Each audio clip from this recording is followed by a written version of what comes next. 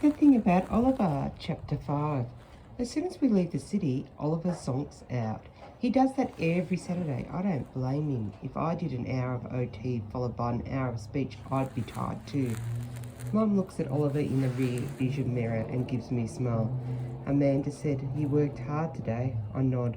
Then I reach across and gently pick a strand of banana peel out of his soft blonde hair.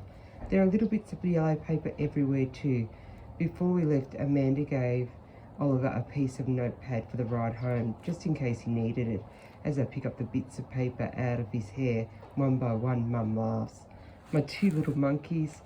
I'm glad Oliver is asleep because I have a trillion questions for Mum. When will we move? Mum slows down the car at the intersection and takes us with coffee. As soon as I can arrange it. Now is a good time. It's almost the end of term. We'll take off again. What about Helen? I asked. You'll keep in touch. You can email her, and besides, you'll make new friends. But where will I go to school? I'll enroll you in the local primary school when we arrive. Is there a special school for Oliver? Yes, a very good one. What about OT and speech? There are plenty of therapists in Townsville, Mum assures me. Auntie Janine is already asking around for recommendations. Oliver has always had Amanda for OT and Matthews for speech therapy. It'll take him forever to get used to someone else. What sort of job will you get? I don't know yet, Tilly, but I've been looking. Mum has worked at the bakery for as long as I can remember. I wonder what else she could do. Does Auntie Janine rent her house? Mum shakes her head. She owns her own home.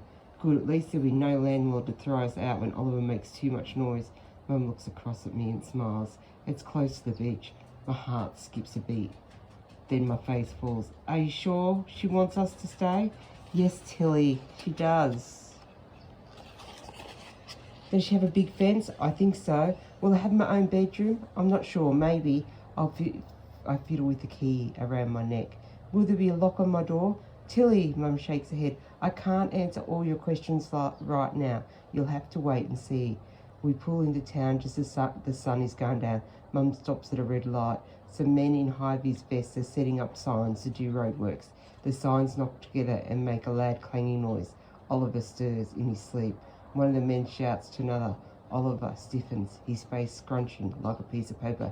Then I hear the shrill wail of a siren in the distance. Luckily the light turns green and we zoom off before Oliver has a chance to wake up. I think about Oliver and how he likes everything to be the same. The move is going to be a big change for all of us, a really big change. But for Oliver, it will be even bigger, maybe too big. As soon as we get home, I'll grab an atlas off my bookshelf and carry it into the kitchen. Mum is at the table, spoon-feeding mashed banana to still a sleepy Oliver. I plonk the atlas down on the table and flip to the index. Townsville. That's in Queensland. Mum wipes Oliver's hands with a face washer. That's right. I flip to the right page and gasp, Mum. I tap on the page excitedly. Townsville is right near where the Great Barrier Reef is. Mum gives me a tired smile. We'd better enroll you in swimming lessons then, hadn't we? Really? Mum nods. Really. My head is in a whirl. I can't believe it. We're moving to Queensland. I'm finally going to learn to swim. I'll learn to snorkel on the Great Barrier Reef and maybe even scuba dive. I'll become a famous marine scientist and... I lift up from the table. My fish!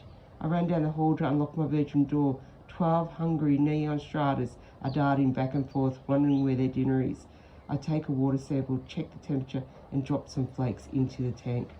Then I have a thought. My fish tank is not supposed to be moved, at least not very far. The slightest change in temperature or water quality could kill my neon tartarus. How are we going to get it to Queensland? I run back into the kitchen. Oliver's on the floor with the tablet, listening to his favourite song. Mum, what about my fish tank? Mum puts down the chopping board and turns to face me. We're going to have to leave it behind, Tilly. I feel sick, the room is spinning. I grab the counter to steady myself. Oh, Tilly, Mum wraps her arms around me and rests her chin on the top of my head. You'll have the biggest fish tank in the world right at your doorstep. Once I get work and we find a place of our own, you'll be able to swim with the fish unto your heart's content. I swallow hard. Mum's right. I know from one of my books that the Great Barrier Reef is huge. It is so big, in fact, that it can be seen from space. There are more than 1,500 species of fish in the Great Barrier Reef. That's not even counting the turtles, sharks, stingrays, dolphins and dugongs that live there too. But who will take care of a neon Tetris? Mum thinks for a minute. Why don't we ask your friend Helen? I lay awake in bed that night, listening to the distant hum of the television. Through the window I can see the moon. I'm glad it keeps me company. I wonder if it looks the same in Townsville. It's probably shining on the water there. I think of all the fish beneath the surface, just waiting for me to discover them.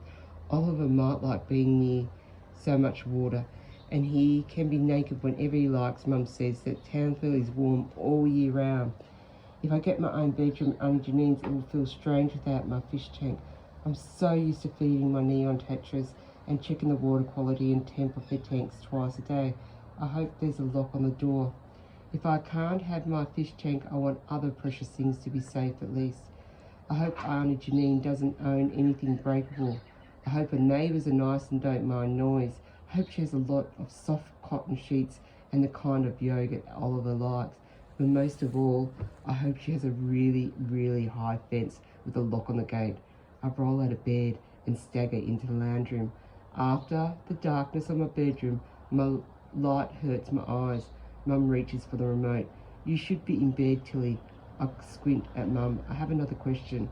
Can't it wait until morning? I shake my head. Mum takes off her glasses, turns down the sound on the TV. Go on then. I take a deep breath. What day do they collect the rubbish in Townsville? And that's the end of chapter 5.